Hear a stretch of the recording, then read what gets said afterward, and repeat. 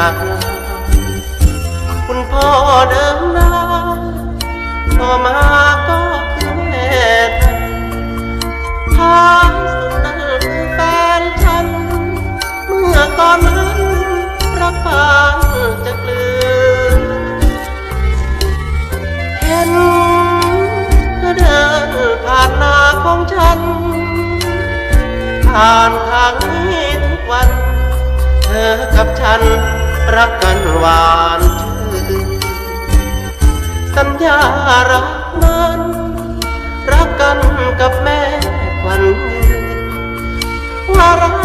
กจะไม่เป็นอื่นจะยังจะยืนไม่จากแม่จอแต่พอไม่นานจนประทาน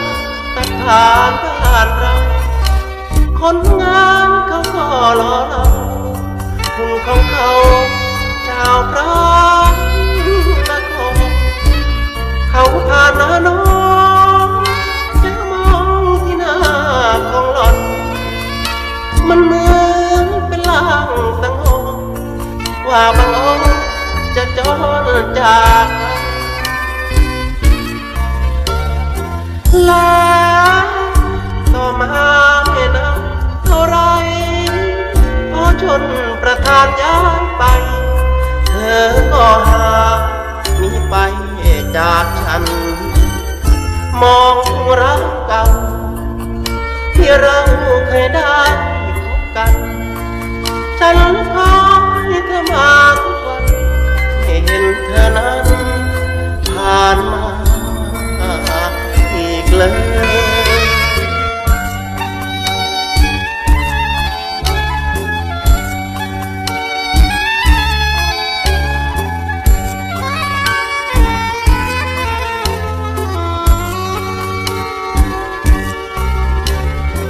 แล้วต่อมาไม่นานเท่าไรก็ชนประทานย้ายไปเธอก็หาไปจากฉันมองรักเก่าที่เราเคยได้พบกันฉันคอยเธอมาทุกวันไม่เห็นเธอนั้นผ่านมา